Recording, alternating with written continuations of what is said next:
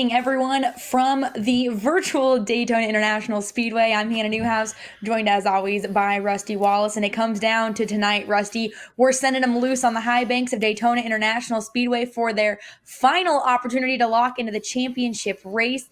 It's going to be exciting. These guys are on edge, needless to say.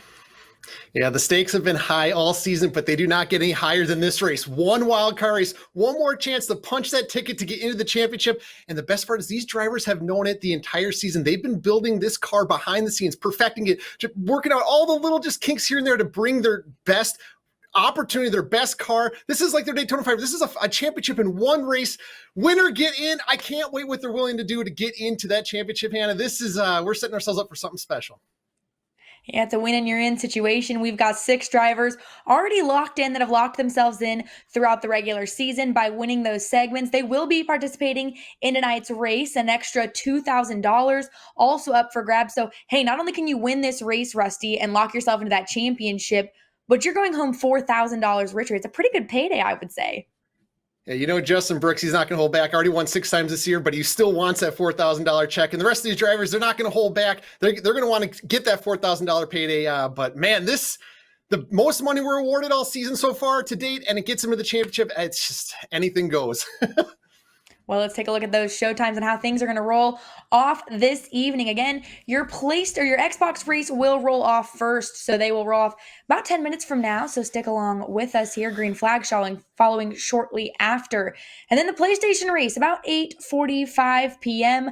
That will be a great race as well. I mean, those PlayStation drivers, you never know who's going to win those. We've had 8 different winners so far this season. A lot of guys looking to lock their way into the championship race tonight. And guess what? We've got some more exciting information for you. We've been talking about it all season long, this championship race that everyone has been trying to lock themselves into. We've got a date for you guys. Circle that date on your calendar, August 19th, coming up right around the corner, the championship race. And Rusty, we can't leak any of the details yet. We have heard about how this championship race is going to go. It is exciting nonetheless, but people better pay attention to the NASCAR Heat Social as we start leaking more and more about this championship race. Yeah, I've heard some rumors and rumblings of what to expect, but I'm not going to drop any rusty bombs here now. But you're right. Keep an eye on the socials as we lead up to this championship event Wednesday, August 19th. This is going to be a huge race, the biggest race in NASCAR Pro League history. Also, some more news out of the NASCAR Heat Pro League. There's been a driver swap actually going into tonight's race. Currently, Casey Masser has been brought on by the Roush Fenway gaming team on the Xbox platform. Nick Walker, unfortunately, no longer with the NASCAR Heat Pro League after a couple rulebook violations. So we're excited to have Casey Masser. He competed in the preseason, showed some speed there. So he'll hop on board tonight for the wild card race. Man, Rusty, what a way to join the Pro League here for the wild card race. He's got to be facing a little nerves. Could you imagine getting called up on the wild card race tonight? Are you kidding me? So he can win and get into the championship. Every driver's eligible. So Casey, unbelievable opportunity. I talked to him earlier today. He's got all this league experience. So he does have some nerves, but he has the experience to get the job here done tonight. So keep an eye on Casey Masser to kind of shock the world.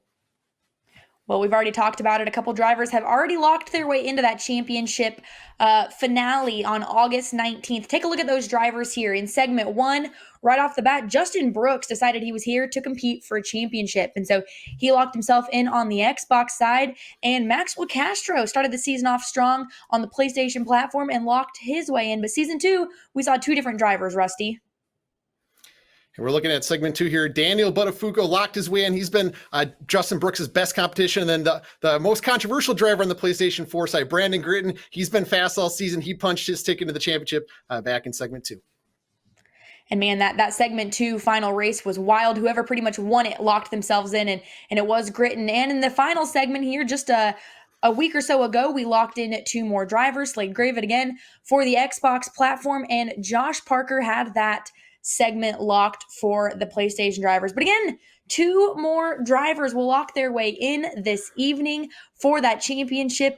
It's sure to be a wild one nonetheless. And Rusty, again, these drivers have extra money on the line, an extra opportunity to lock themselves in. We're going to see aggression because these guys that have already locked themselves in, they have an extra $2,000 that they're ready to pocket. But then you've got the Yeah, guys like your Kyle Arnold's in your PlayStation and, your Matthew Selby's that are trying to lock themselves into this championship. So maybe not even be about the money. Everyone's going to be throwing elbows and throwing elbows on Daytona's high banks. Yeah, there's so many storylines we're going to be talking about here tonight. Kyle Arnold's been one of the most dominant drivers on the season. Just luck hasn't gone his way, but he's going to do everything it takes to get into the championship. Xbox, same thing goes Matthew Selby. Elbows will be up with the driver of the four. But holy cow, Hannah, this is going to be a pressure pack event. You can already feel the tension with these drivers. Yeah, absolutely. And you can see our drivers getting ready there in the little driver lobby. Little maybe nerves for Jordan McGraw. We saw a handshake there, but everyone getting prepped, ready to go. I love everyone's different angles. Again, they're all racing on those Fanatec wheels, the official wheel of the NASCAR Heat Pro League.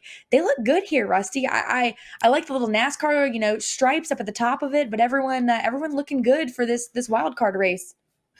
Yeah, everyone's got their gear. They're up on that Fanatec wheel, the best wheel in the business. These guys are going to have to be on it and smooth to put themselves in position late in the race. But they're just looking like maybe a little bit nervous on these drivers' face, lack of emotion. You can tell they're locked in and ready to go here.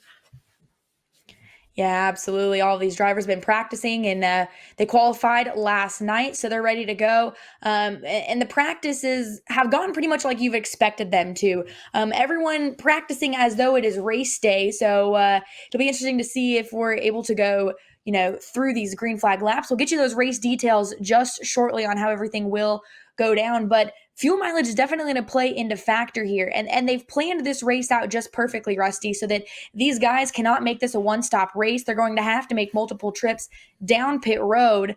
And we might even throw a wrench. We haven't told the drivers this yet. We might even throw a wrench in their plans a little bit later in the race because this is a wild card race, but they're going to have to come down pit road twice, and that'll shake things up for them. It's going to be a huge shakeup no matter what happens today. If a yellow comes out, that always changes everything, and it tends to breed more yellows and more intense racing. So look for that racing to progress as the race goes on. As we're taking a look at the race rundown here at Daytona tonight. And there's that race length, those 40 laps, that fuel window being between 19 to 20 laps. So they will have to plus add those 3 pace laps, and these guys are in for it. Those 3-time tire wear. Damage is at full. Again, at Daytona, that's something that can make you a little shaky in your boots at this 1.5-mile racetrack. And Rusty, we're about ready to take a look at the grid and how these drivers will roll off for the Xbox race.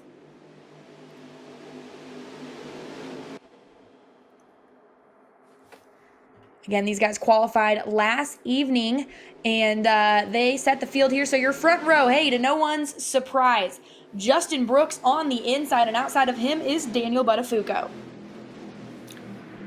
In our row 2 and P3, we're looking at Samuel Morris for Hendrick Motorsports GC. He's been hot lately. Let's see if he can carry that momentum here tonight. And on the outside, it's Matthew Selby, a winner at Daytona, or at Eldora, I should say. So he's willing to do whatever it takes to get it done here tonight on the steering wheel. And a good qualifying effort as well for Selby. But the row behind them in row 3, Tyler Dohar for Junior Motorsports, good qualifying run for him as well. And outside of him for Levine Family Gaming is Jose Ruiz.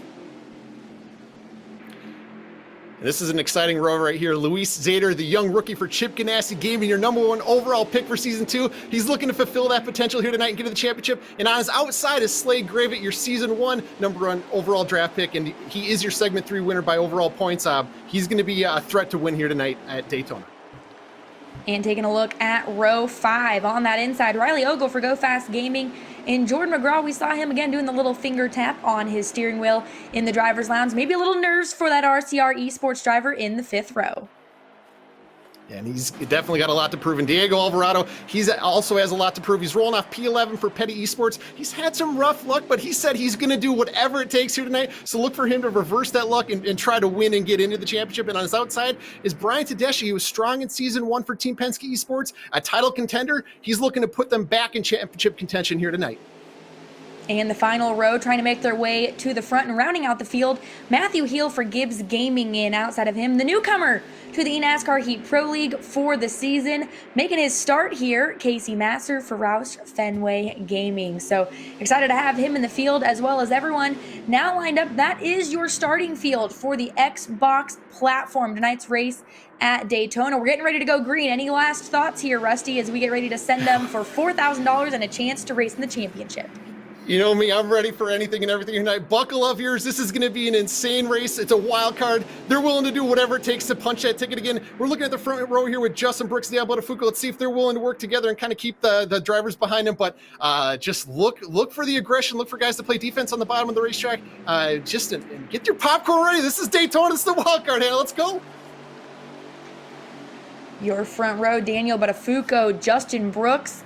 They've been dominant all season long for the final chance to lock into the championship. Green flag is in the air for the Xbox platform, and Buttafuoco slow on this initial start, taking the outside row with him, and Justin Brooks with a quick jump to the front, bringing with him Morris, Dohar, Zader. Man, that was not a good start for Buttafuoco. Yeah, the bottom line is already cooking. Buttafuoco might have missed a shift, maybe shifted at the wrong time there, and you can see him lose all that momentum, lose all that speed on the high side, and you just see the train passing him on the bottom. And that's what happens if you make a little mistake just getting up through the gears. It's that easy to go from the front row to looks like going to be last place here. Let's see where he filters out. I think he's going to tuck in here behind Casey Master, but yeah, rough start for Daniel Buttafuoco. And able to slide in right front of Master in the 13th spot. Less than a lap went from the outside front row to 13th position. And you mentioned it, Rusty. That is something that is tough here at Daytona. You get out of that draft and you are out to the wolves here. But Sam Morris, great run right now, currently pushing Justin Brooks through the corner, peeked to the outside. Not quite ready to make that move. Might get a little bit of assistance from Dohar and Zader as that 4-car pack starts to break away. But Morris already all over the back bumper of Brooks. Yeah, keep an eye on Morris here. He's literally like right an inch off the back bumper of Brooks right there, and that's where you need to be to push these guys at maximum speed. The draft plays a huge effect here at Daytona, and when you're that close to each other, it just increases the speed of your train together. So when you see them kind of link up 4 or 5 cars, 6 cars deep like they are right here for the lead, that's when they're the fastest, absolute fastest, when they're just nose to tail. So Sam Morris, I'm curious how patient he's going to be here early on, but he's got Justin Brooks in the lead right where he wants to be, because you just got to keep that track position. You got to keep that car in position to win and be there at the end. And but you can see him kind of peeking the nose out right there. He's just maybe slowing the car down a little bit with the momentum, instead of lifting or maybe dragging the brakes. He's just kind of hanging out there in P2, but we're riding on board here with Matthew Selby in the 4 car. That was a close call there just about a half a lap ago for Jose Ruiz at the tail end of this 6-car pack. Bobbed all the way down, almost to the green, but got back up on the racing surface and was able to catch right back into the draft. But riding along with Selby, who's part of that pack, he's watching it take place in front of him. Again, everyone bobbling here, trying to stay within the draft, quickly catching the 42 of Zader. And Zader again pushing Dohar. These guys are all working together very strategically. They're used to racing each other now for an entire season.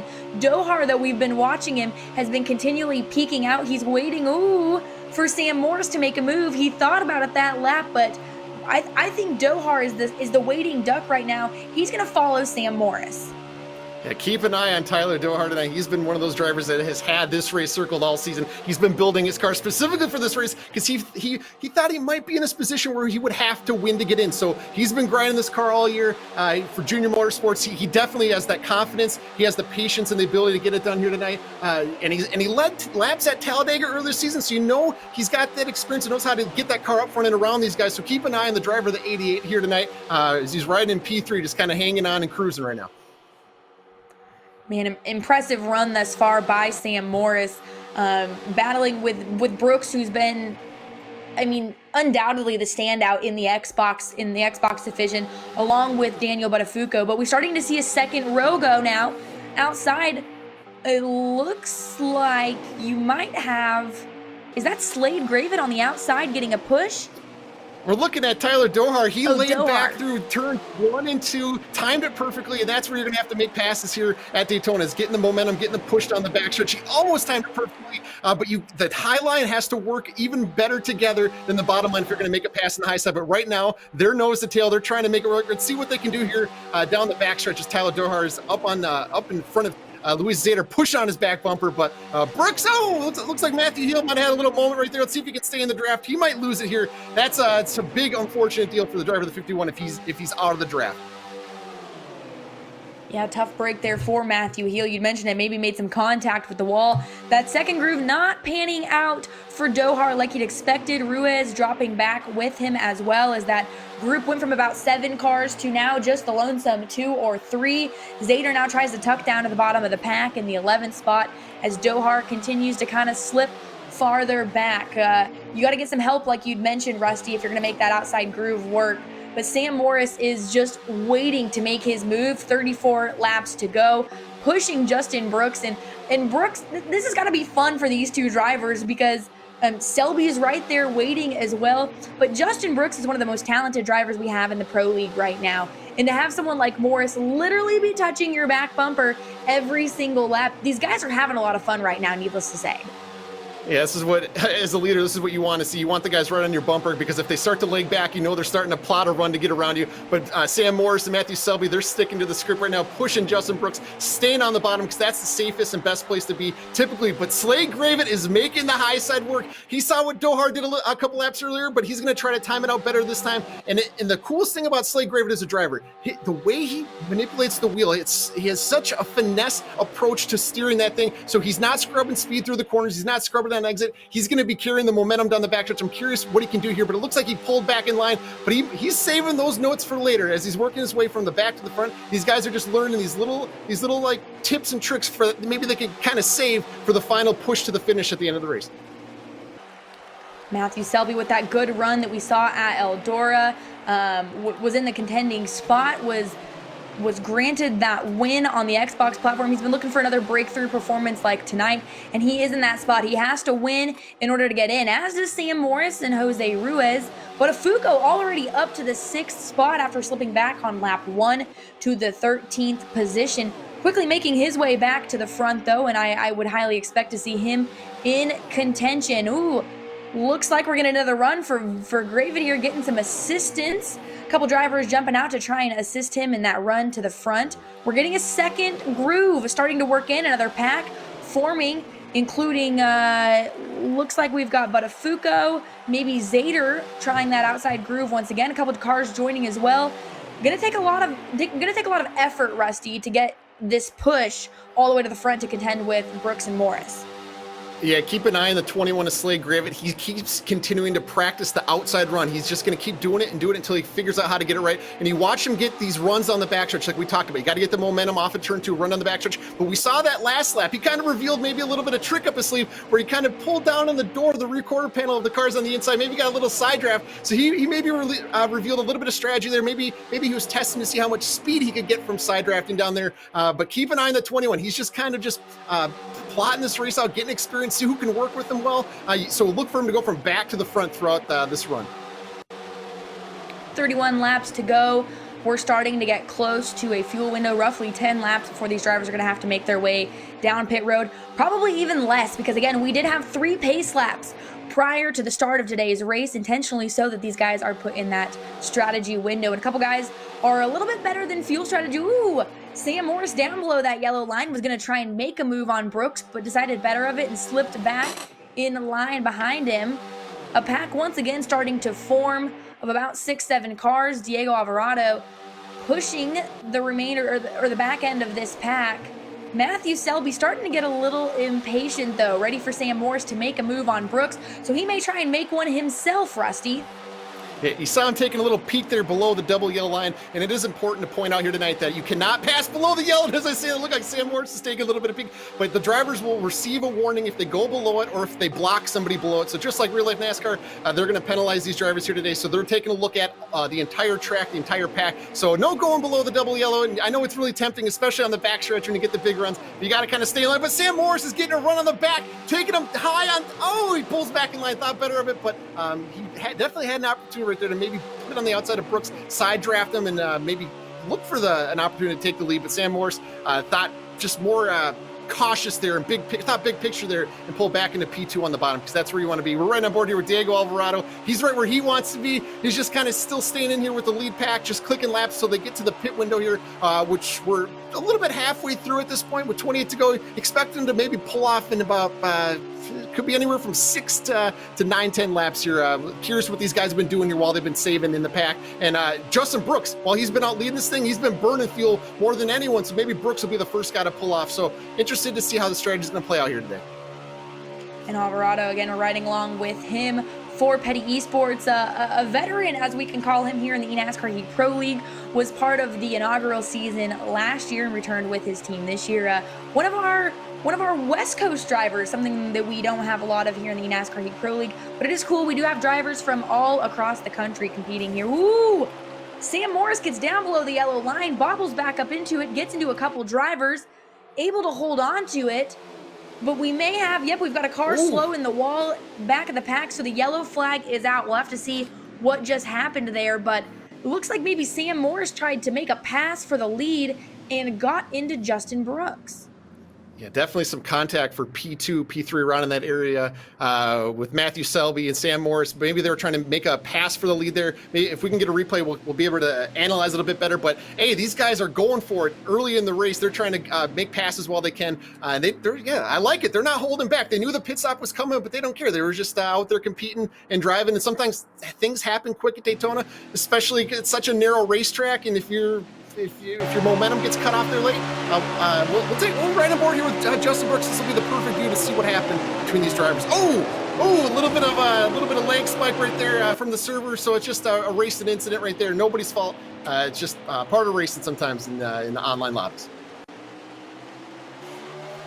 And the field reset, though, getting ready to go green once again. On the outside, Justin Brooks chooses that outside groove and moves Zader up to the front row with him, Riley Ogle, Jose Ruiz. Definitely a different top five that we've seen most of the evening thus far. Brooks on that outside, though, is going to need some assistance here as he'll try and clear Ruiz, but he's putting up a fight. Both of these outside and inside lines running even right now, Rusty. Yeah, I love to see the high side working here at Daytona. These guys make it look really easy, but it's anything but. We saw at the start of the race, the high line, they got trained and went all the way to the back, but they're making it work here on the high side with Justin Brooks leading them. This is really good stuff here. And look, they're going for it there in the high side to get a big push from Jose Ruiz. Let's see if he can get a little side draft on the bottom line here. Brooks is making it work as best he can. He's trying to show you how to demonstrate to make that side draft work, but it just shows you got to be coordinated to get these runs working on the high side. If you're not nose to tail, you're not going to go forward. And even if the bottom is kind of all shaking up like you see right there, it's just that tough to make the high side work. So definitely we'll be thinking about this later in the races. Guys are going to be more aggressive to get their way down towards the bottom on a restart and just get in line and work together. So just more notes for these drivers, more experience for these guys, and a little bit of checkup there. That's normal here at Daytona when you're going this fast. The closing rate's that quick. Checkups happen. That's just normal here. So we're I gotta point this out. Casey Master is riding P5. This is your driver who's making his first career start tonight. He's brought this thing from last all the way up into the top 5 with 23 to go, putting himself in position to win and get into the championship. Definitely a storyline to follow going forward. You'd never know this was his first race in the eNASCAR Heat Pro League. And again, Casey Master competed with us in the preseason and was not selected for the regular season, but we're glad to have him here in the wild card race, proving that he's fully capable of competing and being with Roush Fenway Gaming in that Oscar Mayer machine. And you can see Riley Ogle and Louis Zader, your current top runners at the bottom of your screen. Pure focus on those guys and those Fanatec wheels. High up almost into the wall. Looks like that was McGraw trying to get back into the draft on that outside there. Looks like he just went a little too high into the corner there and lost that momentum. Zader, though, now with Riley Ogle starting to break away. Tedeschi trying to hold on to it, but these two really starting to get away from the pack. Yeah, these are two drivers that have yet to win the season. Zader's a rookie. Mitchell a little bit up and down season. Riley Ogle a little bit up and down season there for Go Fast Game. But these guys, they're a little bit, even Tedeschi there, as we see a little bit of contact there for P2. I'm curious how they're going to clean this up. We're going to see how Ogle gets back in line here. This is going to really shake up the running order as Ogle's just going to drop to the back and be safe, but he's going to be off the pace and out of the draft. That is a huge turning point in this race for the driver of the 32. If he's out of the draft, he pretty much has no shot unless the yellow comes out. It's a really heartbreaking deal for the driver of the 32 when he was looking to be in contention for the lead late. But this battle up front, bunch of guys that haven't won this year. Louis Zader, Tedeschi, Matthew Selby, he's still up there competing. You know, he's going to push his way forward with Buttafuoco, but just a really aggressive battle up front in these last couple laps here as it's winding down here in the wild card race at Daytona. Man, you got to give your hats off to Ogle there. Was in contention, like you'd mentioned, but he made the smart move on behalf of being a respectable driver and chose not to go from below the yellow line back up onto the racing service where everyone was hugging that bottom line. And had he chosen to do so to try and get into that draft, there's more than likely would have caused a caution, a big wreck. So chose the respectful move. Unfortunately, not one that probably will benefit his race. He'll hope to catch up via a caution or when everyone goes down pit road. But a tough break for that driver because this was a standout performance for him so far in the season. You mentioned it though, Rusty. Again, these guys at the front have not won yet this season. Zader and Tedeschi. Tedeschi was so strong in the inaugural season and is back this year, but winless so far in 2020. Pushing Zader at the moment, carrying a lot of speed and assistance from Buttafuoco. And if I'm Tedeschi and I see Buttafuoco in my rearview mirror, I am excited because this is a guy that is clean, respectful, and smart when it comes down to it. So to have him pushing you here at Daytona with 19 laps to go is a pretty good feeling. Yeah, you said it perfectly. You want guys you trust and you respect in front of you and behind you, so you know they're going to race you clean and kind of get you towards the end. But we're right on board here with Brian Tedeschi and Louis Zader up on the Fanatec wheels. Look at how smooth these guys are. They're just locked in, focused, just kind of running their own race. A little bit of saw in action right there, but that's normal. When you're cruising at about 215 into the corner, you're going to get a little bit of feedback on that wheel. But look at them pull a gap from P3 back to P4 in Selby. So that's important. It looks like Selby's going to get back up on these guys. He's maybe going to try to make it work on the high side here. You see, yes, Selby is trying to make the high side work. He's getting some practice and experience for maybe later in the race, like we saw Slade Gravett do all day. It's very important. You got to figure out how to get the runs on these guys because it's kind of a chess match. Each lap, each corner is different than every other lap, so you got to make these things work when you can and see what experience you can kind of save for later in the day. So that was really cool of Selby to practice that here with 17 to go. These guys starting to get a little impatient with each other. Tedeschi being one of them as well. You know, Buttafuoco started at the front of the field, has worked his way back up to the third position. Ooh, 3 wide there mid-pack. A couple guys trying to make an outside groove work, unable to do so. They're not quite far enough up in the field to really catch or build a draft. They need some more assistance. One of those looks like it was Selby, like you said. Gonna try and have to tuck his way back in. Ooh, a couple cars bobbled out of that draft line again, but everyone for the most part single file. We're gonna see everyone's temper start to flare here because right now Zader and Tedeschi, this is their last chance to lock in. Buttafuoco already locked in, running in that third spot, is waiting because he'd love to pad his pockets with an extra $4,000. He's won a couple races already this season, so he's got a pretty good paycheck so far, but an extra $4,000 I know anyone would like, especially these guys in the NASCAR Heat Pro League. So Buttafuoco is going to wait to make his move, where Tedeschi is already setting himself up to make the move. Looked to the bottom just momentarily there on Zader. Ooh, little bobble there by, I think that was Brooks, who's now worked his way up to the 6th position following Matthew Heel. These guys are getting a little dicey, Rusty.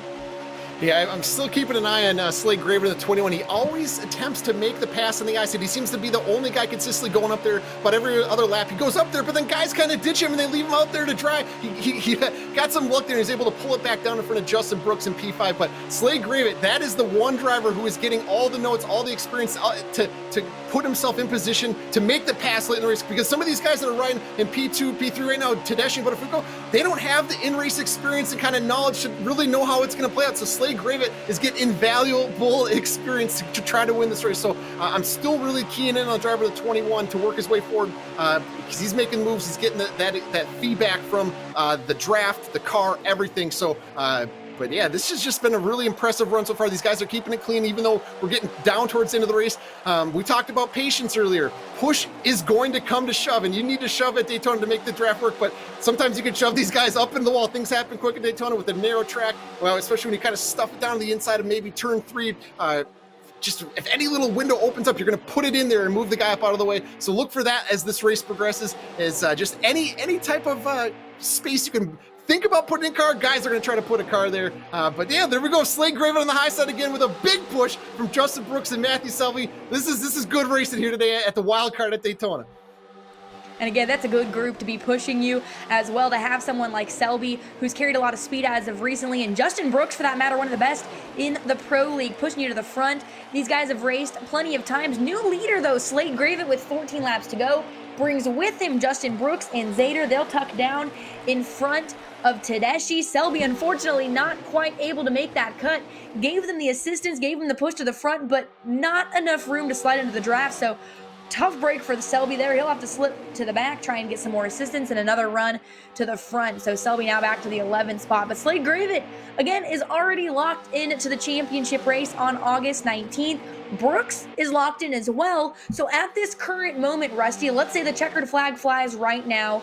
Louis Zader, while he wouldn't win that $4,000, would be locked into the championship. So Zader sitting pretty at the moment. While I know he'd want that first running position, he's in a lock-in position right now. So really, if you're Tedeschi, you're looking at Zader to try and get past. You're looking at that third spot.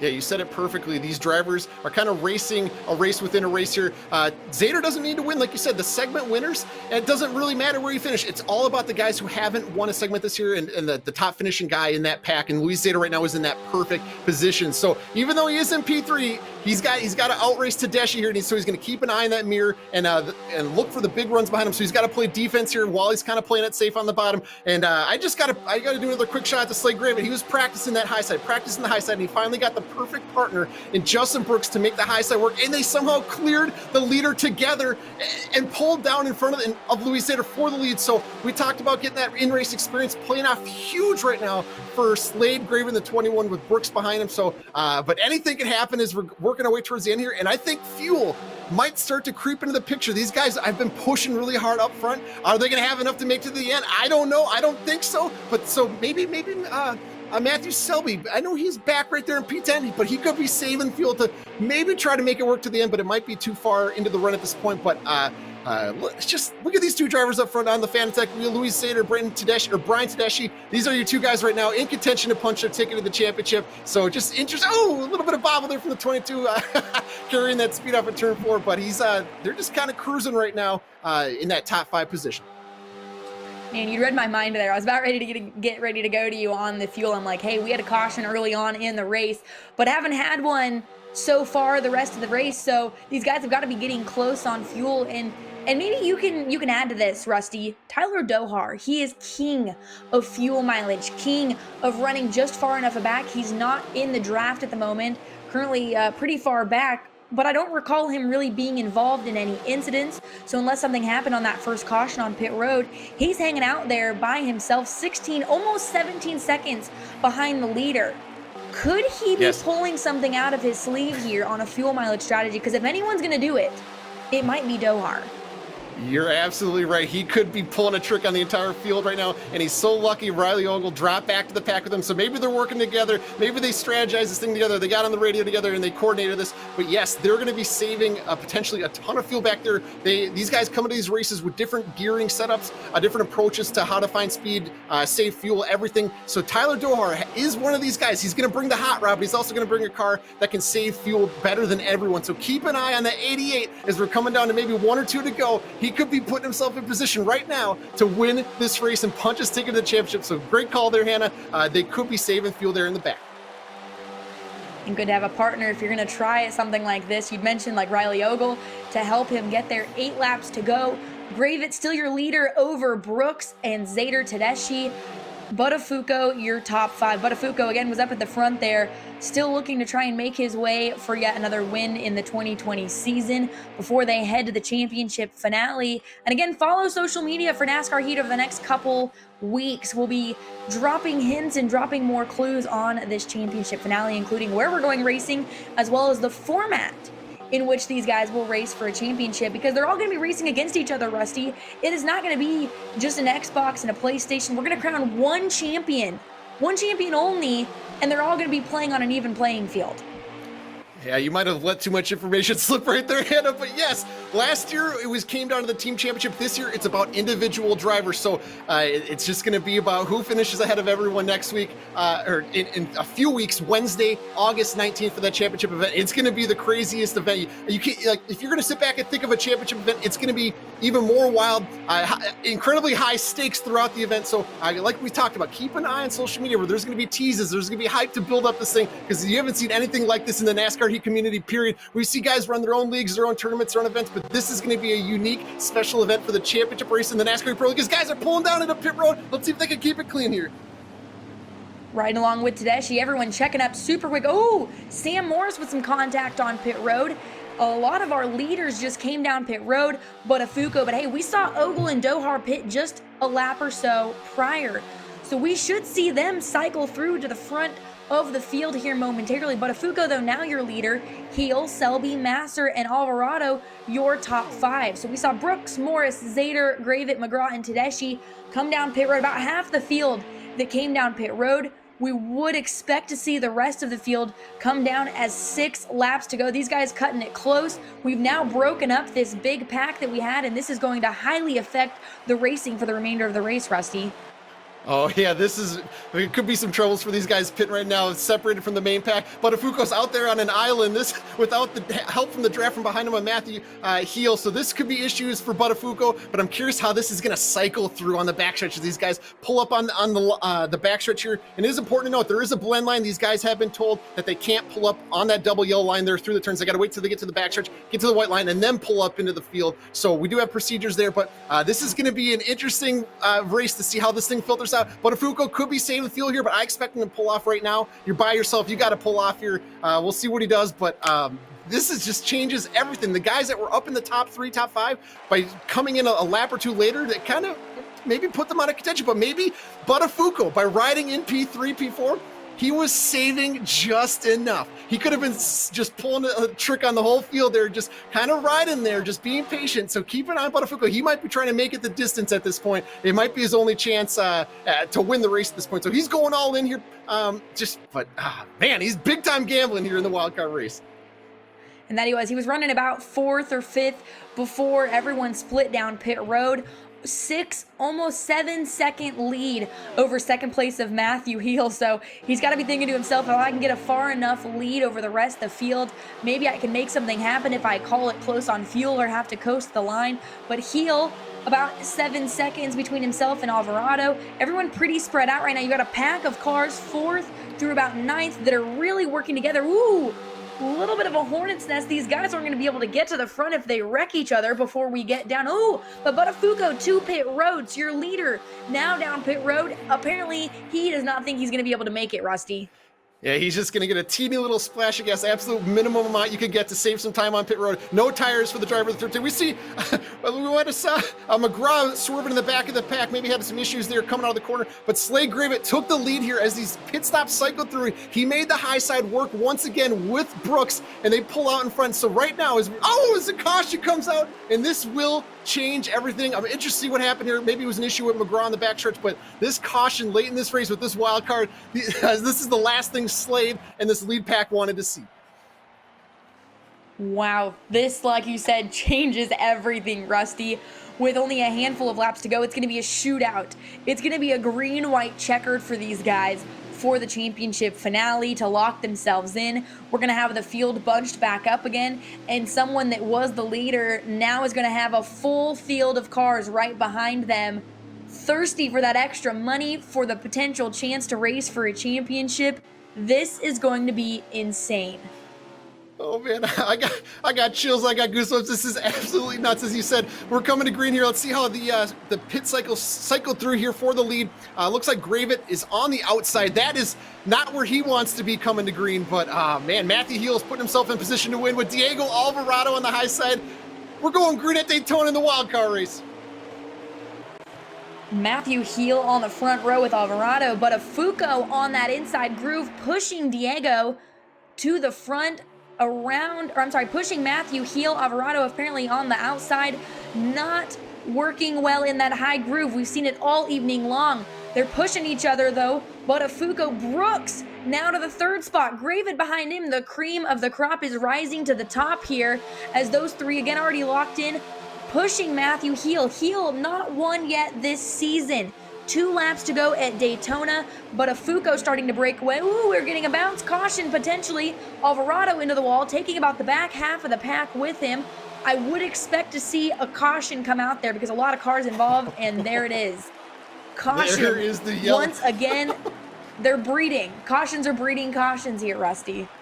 Yeah, when it's time to go with 2 to go, 1 to go in the wild card race, you got to go. And we saw them trying to make it work there, 2, 3 wide there in the back of the pack. It's just part of racing here at Daytona. The track is so narrow and it's so tough to keep it clean. It's just once you make contact, it just kind of sends the car up and it kind of collects the field really, really fast. So it's not just an indictment on these drivers' ability. It's just Daytona plate racing in NASCAR E5. It's really hard to do. But we're going to take a look here at the replay. Let's see what happens here on the high side. A little bit of contact from Diego as he shoves Luis by, just beating and banging. Hey, that's just how it plays out here at Daytona. Just a little bit of contact just sends the guys kind of into each other, and it progresses from there. So I would say that's just a little bit of a racing deal on the high side with Diego. Yeah, absolutely. Everyone just pretty much ran out of room. They were all going for those final laps and in any extra positions that they could get. And unfortunately, we can't fit 5 cars side by side here on the Speedway front stretch. So 3 should be 2 laps to go here when we get ready to go to the green again. It is a green-white checkered. Once again, Brooks Buttafuoco now your front row. Gravet right behind them. These 3 locked in. Green flag in the air. Buttafuoco on that outside. He's seen this before. He's seeing deja vu right now, Rusty, being on that outside groove, getting no assistance.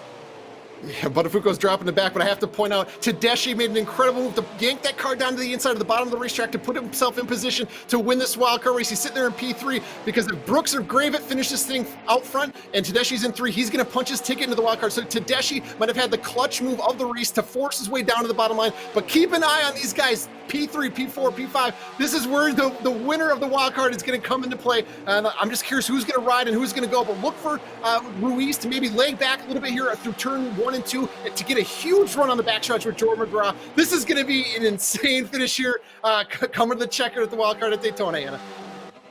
And this is the final lap for these guys. Tedeschi in that spot. Ruiz closing the gap quickly, though, and getting some assistance from McGraw. You can see it there. That's your wild card battle, Ruiz and Tedeschi.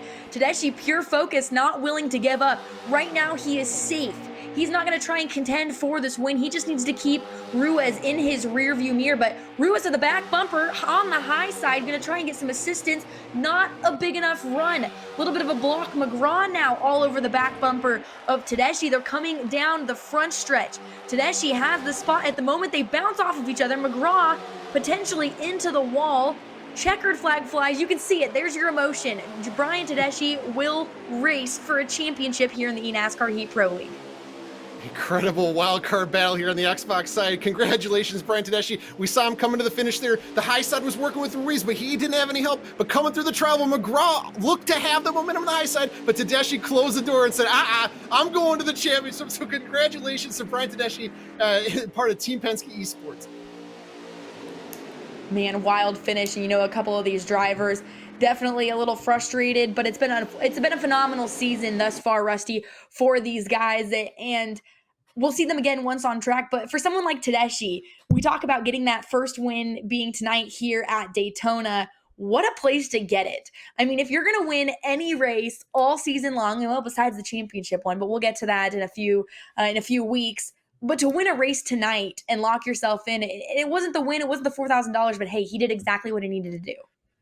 If you can survive Daytona and put yourself in position to win, that's all you can literally ask for here tonight. But Tedeschi, he played it perfectly. This one shot, this one opportunity, he did everything he had to do to punch his ticket to get in, and he's probably been working on this car all season. I can't wait to see. We saw a little bit of the emotion. We'll probably hear a little bit of it coming up because a little bit down of a season, but when you can wrap it up by heading to the championship, it's just a big-time celebration moment for the driver of the 22. And I loved the emotion. Like you said, it was instantaneous. He crossed the line. He knew he was in, and he's like, okay, wait. All right, I got to get back calm and collected. And it's so funny, all the personalities that we see here from these drivers all season long. You get the guys that they can't even form a sentence because they're so excited. And the guys like, we've talked to Justin Brooks 7 times so far this year. It seems like he has got his victory spiel down to a science. So I'm looking forward to talking to Tedeschi here shortly because, I mean, these guys well, Rusty. He's going to be excited. Yeah, I love seeing the passion and excitement of these guys. It shows you how much it means to them. They put in all this time and effort, and it pays off on the biggest race of the season. So this is a really cool deal to see Tedeschi celebrate in that fashion. Well, again, we're going to take a look at those race results on how everyone shook out when the checkered flag flew. Justin Brooks with another win for the 2020 season, Slade Gravet. So Justin Brooks will get that extra $4,000, but Brian Tedeschi locks himself into that championship race. Botafuco comes home in fourth. Casey Master, great run for him, Rusty. I mean, again, starting at the back, jumping into the eNASCAR Heat Pro League on a wild card race. Phenomenal run for Master. Yeah, you got to give a huge amount of respect to that. Just coming in last second and to perform that well with all that pressure. Huge moment for the driver of the number 6. Jose Ruiz comes home in sixth.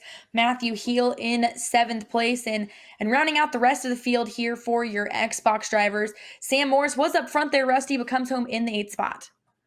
Yeah, Sam Morris, unfortunate end to his season here. Jordan McGraw, I was there late, almost got in Matthew Selby. He was aggressive all day trying to make the high side work. Unfortunately, didn't work out for him. Tyler Dohar lost the draft. Just heartbreak for the driver of the 88. I know he had this one circled all season. Luis Sater was in contention.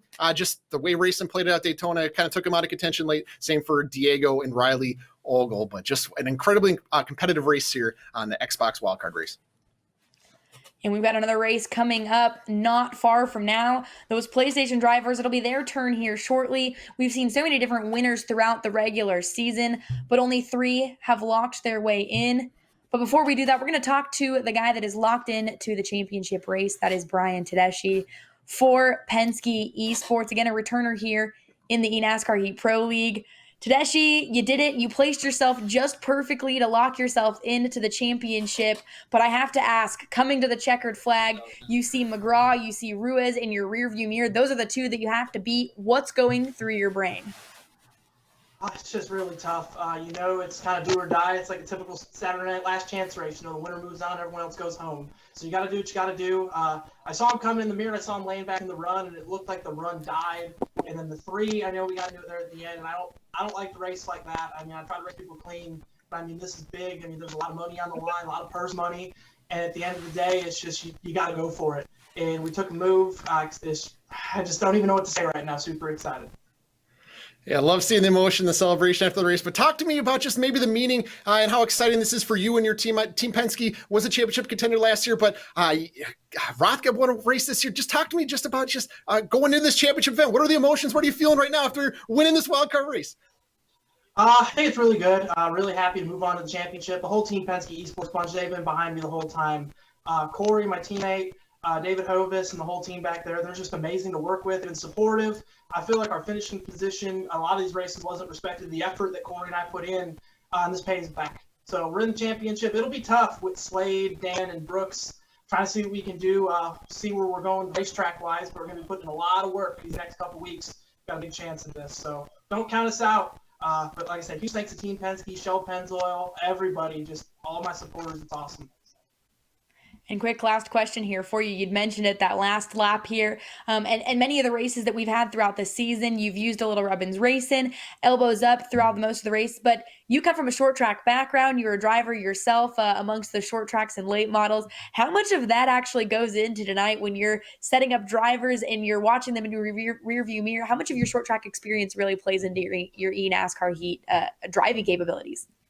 I feel like more of my current role being a spotter came into it. You're just watching the runs, watching the energy, trying to figure out which lane's moving, what everyone else is doing. And just the big thing is just watching that mirror, just making sure that you got the right people in the right places. And then at the end there, to be third on the inside, especially seeing the energy coming on the top, you really didn't know what was going to happen. It's a tough deal. But you just had to run as hard as you can for as long as you can. And like I said, I am just so excited. We're in the championship. So it'll be really good to see what we can do. Awesome. Well, we'll let you go celebrate again. Brian, congratulations. We're looking forward to watching you race for that championship. Yeah, thank you all. Thank you for all what you do. Great broadcast. And that'll make it for your 4 out of the Xbox platform going to race for a championship. But we've got another race coming up, Rusty, here, the PlayStation drivers. And they always put on an exciting one, to say the least. And we got to lock one more driver in on that platform. Oh my goodness. 8 different drivers have won on the PlayStation 4 this side. And we say it every week, anybody can win this race. And I know they've all been working on this car this entire season. There's a couple guys that haven't won in the first 2 seasons at all that have really circled this thing in particular and have been working together late nights, grinding these cars, these setups. So I think we're setting ourselves up for another unbelievable wildcard race at Daytona with these PlayStation 4 drivers. Well, that PlayStation race is coming up here shortly, but NASCAR Heat 5 hit the shelves recently. Take a look at what that game consists of and the fun that you can have on that, as well as our partner, Fanatec.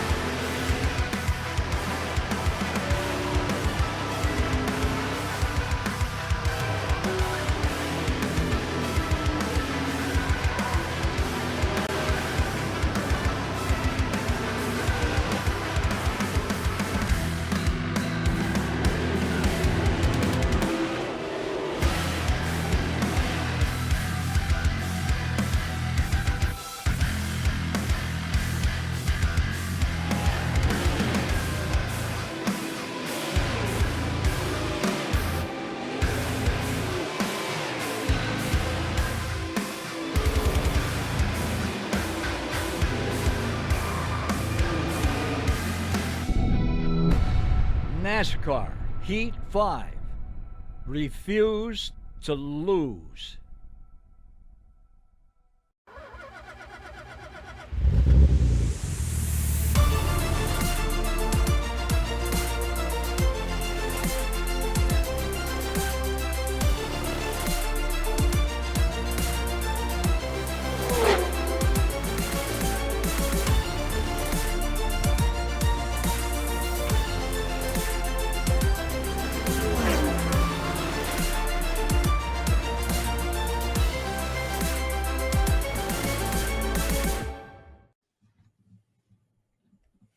And there's all of our PlayStation drivers on those beautiful Fanatec wheels that you just saw, all of them racing on them this season. Glad to have them on board for the 2020 season. Couple of drivers. Hey, first off, Corey Rothgeb, not like your hat. I have one similarly so from Team Penske. Got a little wave there from your buddy, Joey Stone. I know he's ready to go, Rusty. Joey is locked in and ready for this one. He's had a kind of up and down season, but he's had the performance. He's been there late in these races, but tonight could be the night he finally closes the deal and punches his ticket to get into the championship. But this field is stacked top to bottom. Look at Kyle Arnold there. He's had the speed, but he could be your favorite here today as well. A lot of these guys, again, looking to lock their way in. We've only locked 3 in, but so many different winners we've seen throughout the 2020 regular season. 8 in total. And a lot of these guys looking to get their first win of the season. And that win, like we just saw on the Xbox platform, could be the one to take you championship racing. So we'll take a look here at your field and how things will roll off. But first, we'll take a look at that race graphic on how things will go. Your front row. Kyle Arnold, Germain Gaming, been on fire all season long. This could be the race that he needs to lock his way into the championship. Hey, but outside of him, Joey Stone has been hot as of late for RCR Esports. He's looking for his first win of the season. Yeah, row 1 is really strong, but row 2 is also really strong. Corey Rothgeb rolling off there in P3 for Team Penske Esports. He won Talladega earlier this season, so I definitely expect him to be strong today and lead some laps. And on the bottom there, or on the outside in row 2 and P4 is Josh Harbin, also winner this year. He took the checker flag at New Hampshire. He's looking to put Levi Family Gaming back in the championship for the second season in a row. That's going to be a car to watch here tonight. And that row right behind them, row 3. Rolling off, Joe Gornick, great qualifying effort for that junior motorsports driver. Shows up usually on the road courses as well as our super speedways. So good run for him on the 3rd row. Brandon Gritton, keep your eye on him always for Stewart Haas Esports. He's going to try and muscle his way up to the front, collect another win, and go home $4,000 richer. We're going to look back at P6 here with Jason Mitchell and Mike Bross. Jason Mitchell's had an up and down season for Go Fast Gaming.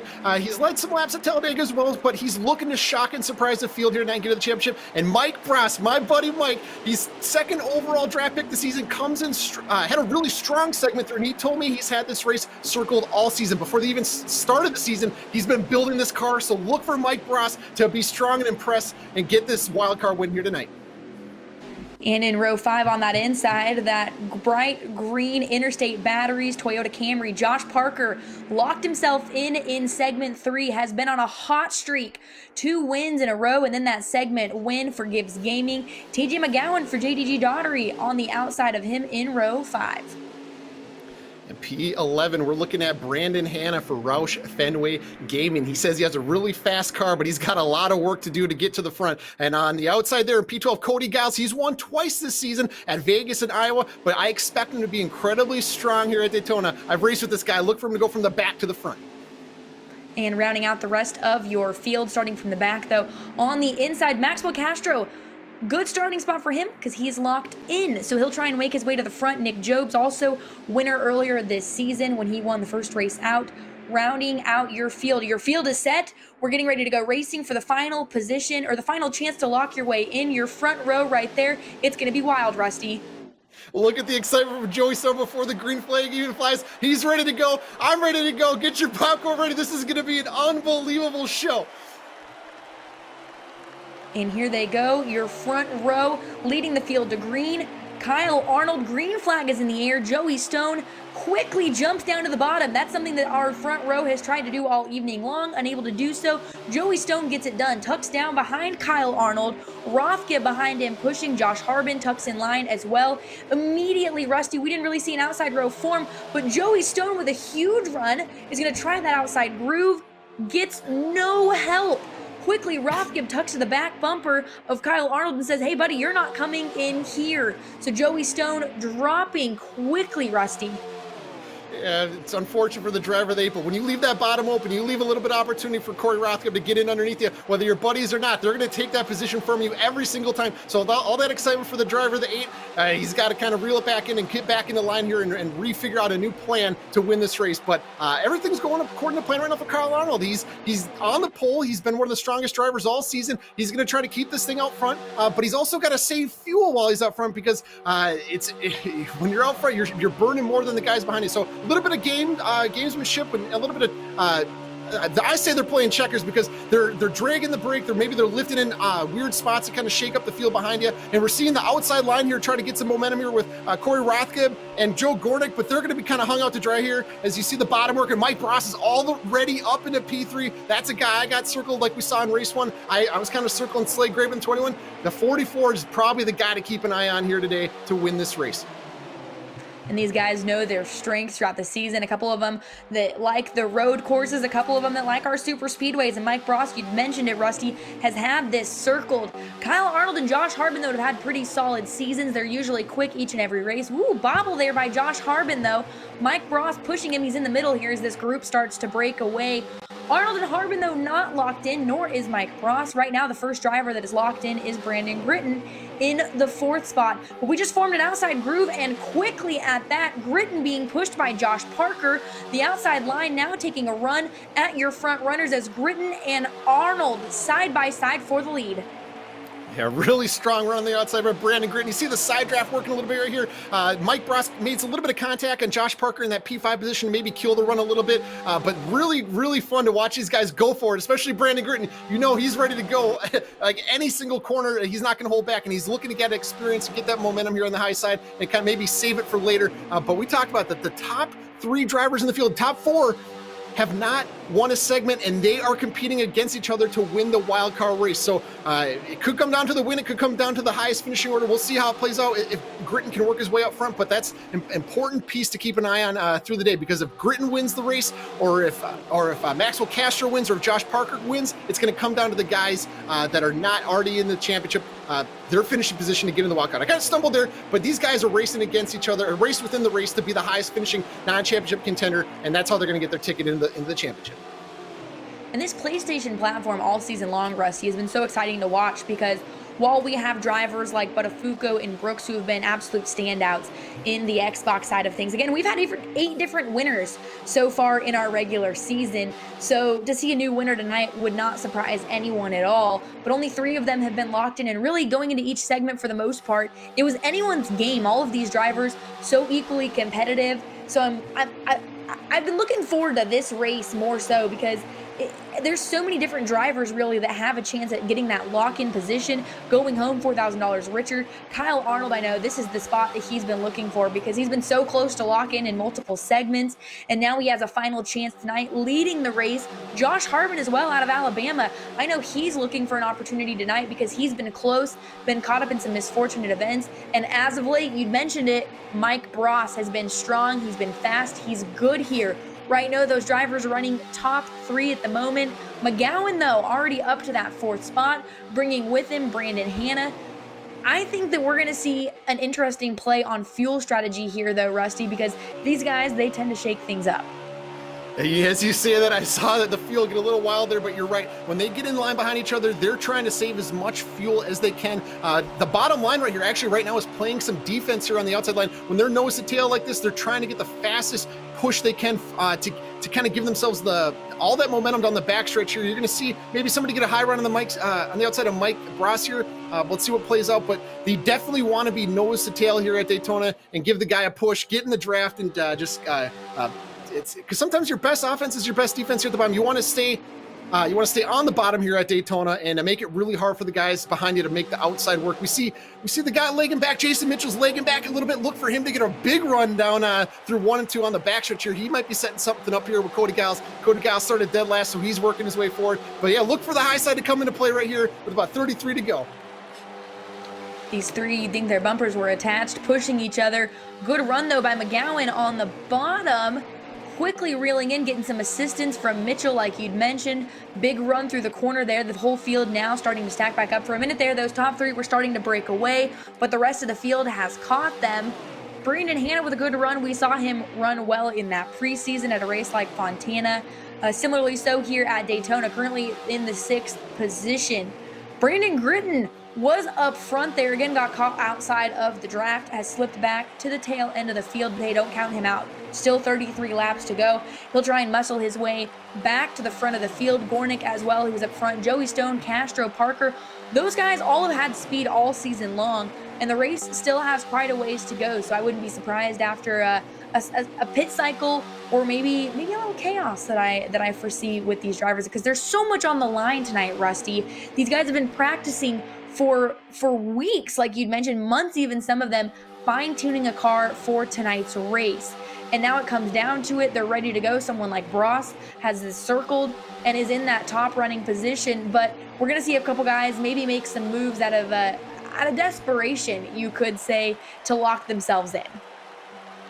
Yeah, oh, we see pit strategy is underway right now. About half the field pulls off. It looks like Josh Parker led the field down right there. We saw how important this was on the Xbox race. These guys got to be coordinated and work together to keep the track position and get out front. We see the field about split in half here, so it's important for these guys to keep nose to tail right here and not lose the draft and get spread out like we saw Buttafuoco kind of lose a lot of track position, but this is so far playing kind of really well for the drivers. You see that, like a little bit of second pack back there?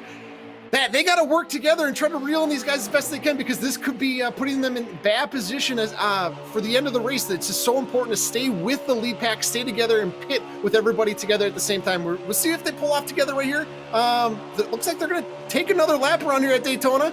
Cody Giles kind of just riding there in P5. He's got him right where he wants him. So these guys might be communicating. I'm thinking about it right now. They're talking to each other. These guys are friends off the track. They might be. I think they've coordinated this coming to the race. If they thought that the race was going to go green to this point, they know what the plan is to come in and pit. So look for them to maybe signal right here. But they definitely are doing a different strategy than the first group that came on, because they do race with each other. Looks like Cody's going to signal right here. So look for these guys to pit right now. And you'd mentioned it there, Rusty. These guys race on and off the racetrack, here in the NASCAR Heat Pro League, but they're racing each other in NASCAR Heat 5 all the time. Ooh, we caught a group here of lap traffic, it looks like. So things might get a little dicey. It looked like that group was maybe a little bit farther off the pace. Mike Bross slips to the 4th spot here behind McGowan. About had a little bit of chaos, but these guys race each other all of the time outside of the NASCAR Heat Pro League. They're racing each other on NASCAR Heat 5 throughout the week. They know each other very well.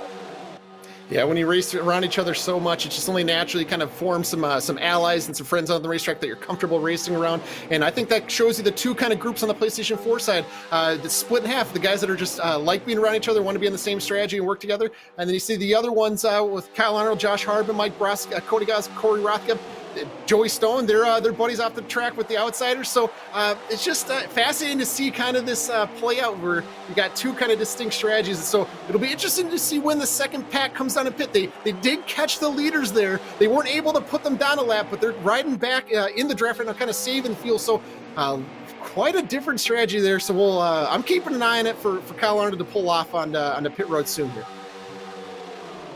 Definitely a different pit cycle that we've seen here that we saw in the Xbox race. Half the field down and 28 laps to go, and still a lot of these guys need to come down pit road, about the other half of the field. But everyone now close in racing. Kyle Arnold, your leader. Josh Harbin, McGowan running 3rd. Mike Bross, we saw it a little moment ago, slip back to that 4th spot with Cody Giles.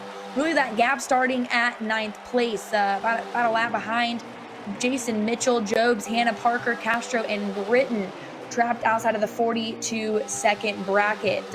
Kyle Arnold, though, getting that push. You can see here battling Mitchell, Jobs, and Hannah at the front of that pack again. So our field has come back together, but as you see them on your screen, Rusty, is not actually how they're running. Yeah, this is really fascinating. I think this actually is playing in the favor of the real leader of the race, Kyle Arnold. They're able to kind of get in the draft and just save fuel and click more laps and extend that pit window. Out of the box, these cars could go about 16 laps, but when they put the setup and they build the gears around these cars, they can push the pit window to 20, 21, 22, 23. So maybe that's what Kyle Arnold and these other guys are working on right now, is a really, really extended pit window here, because the less fuel that's in your car for the end of the race, the faster you're going to go. So this might have changed the strategy in the favor of the 13, 95, 47, 44, 62, and 8. They're setting themselves up for some success right now, I believe, for the end of the race. And so interesting, like you said, to see this play out. Everyone working together, single file, trying to stay that draft. The outside line has not been kind to a lot of the drivers, so if you're going to make that move, you have to be smart about it in doing so and make sure that you have that assistance, and that's where the communication between these drivers is really going to play out. Your leader, though, Kyle Arnold, may not look like it on your screen, but Kyle Arnold is your leader and is pushing the back of the pack of Brandon Britton, Castro, Parker, Hanna, Jobs, and Mitchell in front of him. About to put those drivers a lap down, but holding on to it at the moment. 25 laps to go here at Daytona for the PlayStation wildcard race. Kyle Arnold, we've seen him win this season so far, Rusty, but when it comes down to getting those final runs and locking in, it hasn't really panned out for Kyle like he's expected. He's just had a lot of unfortunate bad luck. That's part of racing, especially when it's this competitive of a field. Just any little mistake, any caution can just change the entire complexity of the race. And Kyle Arnold has been arguably, like we talked about, one of the best drivers on the PlayStation 4 side. He just needs a little bit luck here today to punch his ticket in, and we see him all pull down on a pit road here. That second group that's on that separate strategy, they all come together. They're communicating together. So this is according to plan right now with these pit stops. And a large part of the field, well, the rest of the field really, Arnold Harbin, all the way back to your 8th place driver of Joe Gornick, now coming down pit road. So this will cycle everything through like we'd expected it to. Mitchell and everyone will cycle back to the front. Weird pit strategy that we're seeing here, Rusty, with there being such a large gap between that first group that came through and the second. How do you see this playing out in the latter part of the race? Well, it's going to be really fun to see how the second pack blends up into this lead pack that we're watching right here. But it just shows you how important communication is in these races. You got to work together to stay out front and put yourself in position. We saw Xbox, it kind of ruined the races for a lot of guys, but they got lucky by a yellow coming out. So maybe we could see a yellow that kind of shuffles it up in the PlayStation 4 side. But right now, well, let's see what happens down on the backstretch coming down here as the field is going to blend together. They're getting a huge run here on the high side. And it's important for the guys to keep these cars on the bottom to make it hard to pass on the outside here. Well, we spoke too soon on Kyle Arnold and the consistent bad luck that he sees here in putting together those full runs. Speeding on pit road, so a penalty assessed for Kyle Arnold puts him at the tail end of the field outside of the draft, 22 seconds behind your leader of Josh Harbin. Bad luck striking once again, but when you're in a position like this, Rusty, where you have to execute a perfect race, that really falls in the driver's hands, so it's a tough break for Kyle Arnold. Race is not over yet, but to get a speeding penalty like this could really shake the outcome up for him.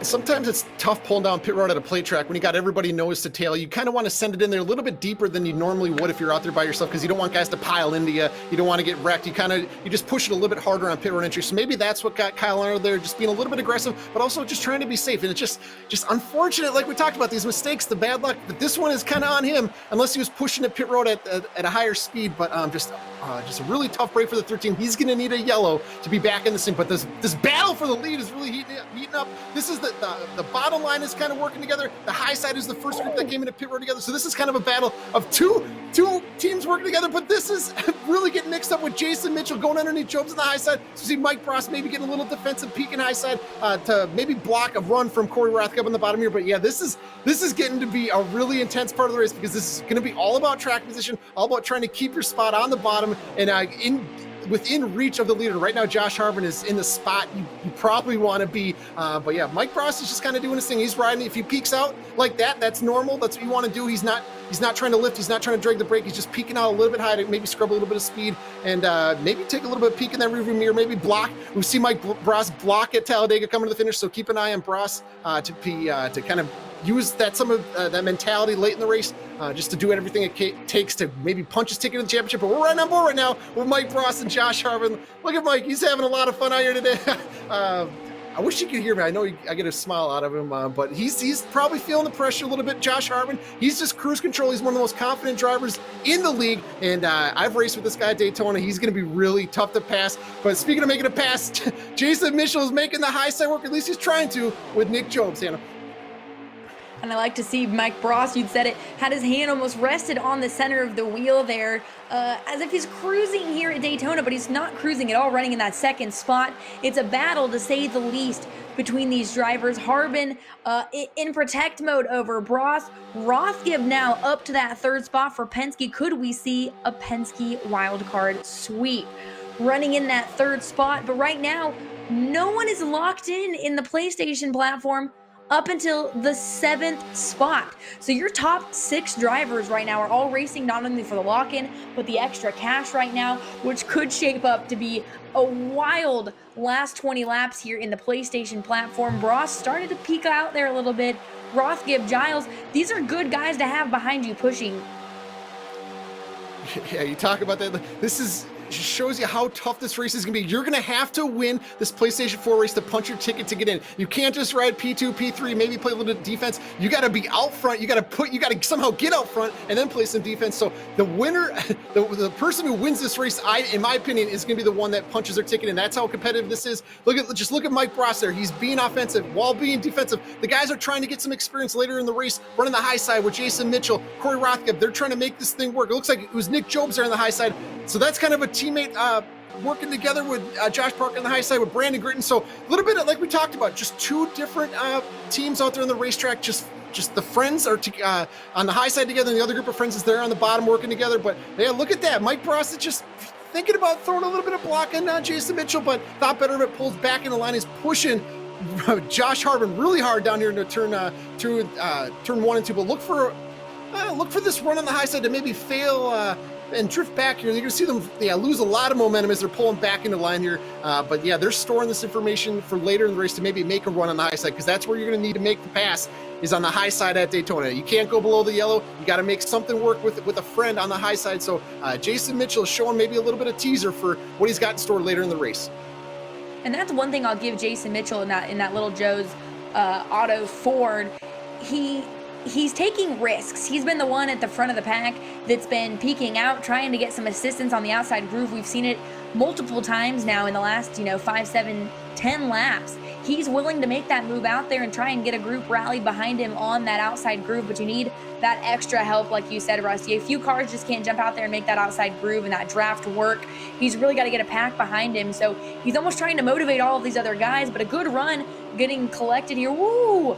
A little bit of an accordion there. Mitchell got to the back bumper of Giles, had to jump on the brakes. Jobs got in the back of Mitchell and gets shuffled to that outside groove. Will lose the draft on the outside groove. Looks like he might be taking Joey Stone potentially with him, or Maxwell Castro back to the back of the pack. So hats off to Mitchell. He made it work. He's still running in that 5th spot, but he's willing to make the moves. Bross, though, caution is out. So caution is out. This will shake things up on the PlayStation platform. We'll have to see what brought that caution out. But this will shake things up in regrouping this pack, Rusty, because it's been a pretty solid green flag run. And it sounds like we have a competition yellow on the racetrack, and this comes at a crazy time because these guys are going to come down, get 4 tires, fuel up, and they're going to race their brains out to the end of this race. But we saw right there in the backstretch with Nick Jobs and Jason Mitchell, you could hear kind of the RPM screen when they're in the draft. We saw them laid back a little bit to try to make it work on the high side. That's what you need to do. So keep an eye on that going forward, is when these guys leg back and get that 3-4 car gap distance on the bottom, they're setting themselves up for a pass. So that's something to watch going forward. But yeah, this competition yellow, this is a wild card race, and they definitely threw a wild card at us right here, and with 16 to go. Oh my goodness. This is going to be an unbelievable finish to this race. Yeah, and this is what we'd mentioned, throwing a wrench in our drivers' plans. If they ran 25 green flag laps, hey, we're going to throw a caution. We're going to restack you guys. We're going to close the pits a couple laps beforehand, and that's exactly what we did. So the field now bunched back up. Green flag is once again in the air for your PlayStation drivers. Your front row being Nick Jobs and Kyle Arnold have cycled through, so I would assume we saw a couple guys come down pit road. Arnold up to the front, Harbin as well. This is starting to look like it was about 15-20 laps ago, with the exception of, hey, we got Nick Jobs on the front, who won the season opener, Rusty.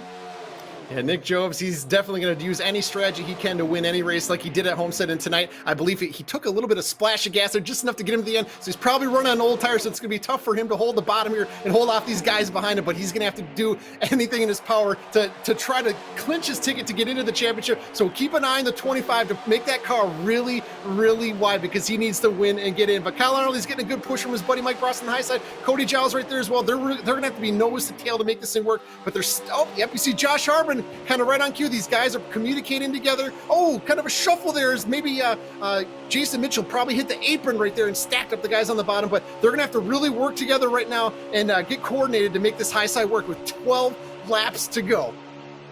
And that's a huge adjustment, going from down below that yellow line where there's no banking up onto the high banks and going through that transition. It'll really upset one of these guys' cars, so they have to be careful. And that's why this no passing below the yellow line rule has been instated here at Daytona, because it's just a recipe for disaster when you've got guys going down well below that yellow line and then back up onto the bank's racing surface. Harbin with a good run right now behind Jobs. Rothgeb up to that third spot, getting a little bit of assistance from Brandon Hanna trying to catch those two that have broke away. We might see a 4-car pack start to break away. 11 laps to go. Mitchell leading the back half of that pack, though. He's in that fifth spot, with Brandon Hanna right in front of him. They'll have to get a good run. Mitchell is just determined to get an outside groove to work. You see him continually poke his nose out there and try and get some help, but the field bunched up and people are starting to get impatient right now. Rusty, the first guy locked in at the moment is Castro in 6th spot, so 5th on forward is racing for a championship position. And we saw a little bit of gamesmanship out front for the lead. Nick Jobs went high to kind of kill the draft on the bottom there, but he chopped the nose right off on Josh Hartman. That's just part of plate racing. That's what you got to do, is we're riding on board with the guys that are in P1 and P2, this wild card battle. Look for Nick Jobs to really make the car wide. Yeah, see him kind of weave back and forth. He's playing games with the draft. He's kind of giving them a little bit of teaser on that double yellow, but he's just it's all mental games right now. He's got the experience to keep that car out front for Josh Hartman, but Josh Hartman is going to be probably the toughest driver in the field to hold back when he's coming from behind you. But look for them to lag back here in the coming laps. Corey Rothgeb of the 95. You look for them to make the high side work. We see Mike Bross up there in the high side, pretty far back there. So I want to point out Jason Mitchell. He's been one of the guys to kind of put his car up there in the high side, put himself in that, expose himself, and kind of maybe while he's learning how to make the high side work. So guys that are in the back, they when they see a guy like Jason Mitchell up there wanting to get the high side work, they'll probably work with Jason Mitchell late in this race. But look at the momentum on the high side with Mike Bross, Kyle Arnold, Josh Parker, and Josh Hartman pulls up. They're going to get a huge run down the backstretch and take the lead away from Nick Jobs. And that's exactly what he needed. Mike Bross, you said it, is good here at Daytona International Speedway. They work together, Kyle Arnold, Mike Bross, Josh Harbin, to get that run. Parker tacked onto the back of that field as well. Joe was able to slide in right in front of him, though. Parker starting to drop, so assuming he's on that outside groove. But your top three have now been shaken up. Harbin with the lead, 9 laps to go. Mike Bross, now it's a waiting game for him, Rusty. He's going to get some assistance from Kyle Arnold and try and make a move on Josh Harbin. This is about what we saw at the beginning of this race. This group here, so competitive, racing each other hard. Job's bouncing all over behind these 4 right here, trying to make that move, get that momentum. But it's going to be wild these last couple laps, because your top 5 right now are all anxious to get that lead position. Yeah, the leader, we talked about, the leader of this race is probably going to be the one to punch their ticket into the championship. And I'm I'm curious what's going to happen as this thing winds down to the end, because these guys, we talked about, are buddies off the racetrack. They're in communication with each other during the race. They're probably going to work together these last 6.5, maybe 6 laps, and then it's like no holds barred. I got to get my ticket into the championship, and I got to do anything in my power to get around you. So look for these guys to really, really maybe start just some unpredictable racing here, because they know how each other race. They know you're probably going to save the run till about a half a lap to go to get around the lead. But hey, we see it right here. Kyle Arnold's dropping back with Nick Jobs. Maybe he's setting something up here for the backstretch here with it's going to be 6 to go. So this is really important to watch. It's just these gaps between the second car and the third car, maybe even the 5th and the 6th. Just those little gaps are kind of revealing of what the play is going to be. As we see Kyle Arnold maybe get a little bit of run on the outside with Nick Jobs. He's getting a huge push on the outside, head down into turn 1. He timed it almost perfectly, but see if he can keep that momentum up to the outside. I don't think he can, but they're going to have to keep it really close to each other. We're seeing a little bit of side draft on the high side, but Mike Ross is right on the tail of Josh Harbin, and they couldn't clear for the lead. This is getting really crazy out here with 6 to go in the wildcard race at Daytona. Man, and Jason Mitchell was the factor in that. Had he jumped to that outside groove and helped them, they probably would have stood the chance. Nick Jobes saw that plan not working, jumped to the bottom, but back at the front, a second groove has started to work again. Josh Parker pushing the field that includes Brandon Hanna. Ooh, a couple drivers wobble. Parker jumps all the way to the bottom of the racetrack, jumps back in line with your main pack. Jobes now getting assistance from Mitchell and Hanna. They're trying to make that 3-car draft work on the outside. It didn't work just a few laps ago. They need more assistance. Right now, Josh Harbin, though, sitting pretty with Mike Bross behind him, getting pushed now by Josh Parker. So Nick Jobes, once again, a victim here of not getting enough help on that outside groove. 5 laps to go, Rusty. Yeah, they're really going to have to work together on the high side. Maybe Josh Parker will pull up here in the next lap or two, and they can kind of maybe train together and try to get around the 95 and 44, but they're really going to have to coordinate this attack. It could come, like you said, with a half lap to go, or it could come at any second. Like we've seen these guys, they're not willing to wait to the end, so this is going to be fascinating to watch as we see them kind of pull back in the line and reevaluate their track position, reevaluate their strategy to see who's around them, just kind of maybe collect their thoughts and get their breath back under them. We saw Nick Jobes, he was back up, was battling for the lead of this thing. Now he's all the way in the back, so he's really got to kind of figure out a different approach to get to the front. Maybe that is Jason Mitchell. Maybe it is Brandon Gritton. We'll see what these guys can do because everything is on the line here right now as we're trying to get the winner of this race into the championship. So it's just anything can happen here at Daytona. The draft is the great equalizer, and they're going to have to really, really coordinate the draft on the high side if they're going to try to steal this win from Josh Harbin on tonight's race. 4 laps to go. The opportunity is winding down for these drivers. Harbin in protect mode. Josh Parker in that 3rd spot, looking for a 3rd win of the season, and that chance, again, he's already locked in, so he's looking for an opportunity to pad the pocketbook a little bit. Mike Bross, though, looking for his 1st win of the season in the 2nd spot, and the chance to race for a championship. 3 to go across the line. These drivers all lining up again. Someone like Rothgib, Castro, Mitchell, they're going to start communicating, starting to coordinate some runs. You're seeing Parker drop back a little bit from these guys with Rothgib in the 4th spot. And you'd mentioned these gaps being so important, Rusty, because people are thinking right now on how to make these runs on your leader. Yeah, Parker's keeping a kind of a perfect bubble between P2 and Corey Rothgeb right behind him. He's playing, you see him laid back a little bit. He's playing a little bit of offense while he's slowing down right there. He knows the guys are lagging back to get a run. Like Corey Rothgeb really, really lagging back here. He's trying to get a huge push from Maxwell Castro. As you see the field spread out right there, that's all part of the games they're playing to keep the runs at a minimum.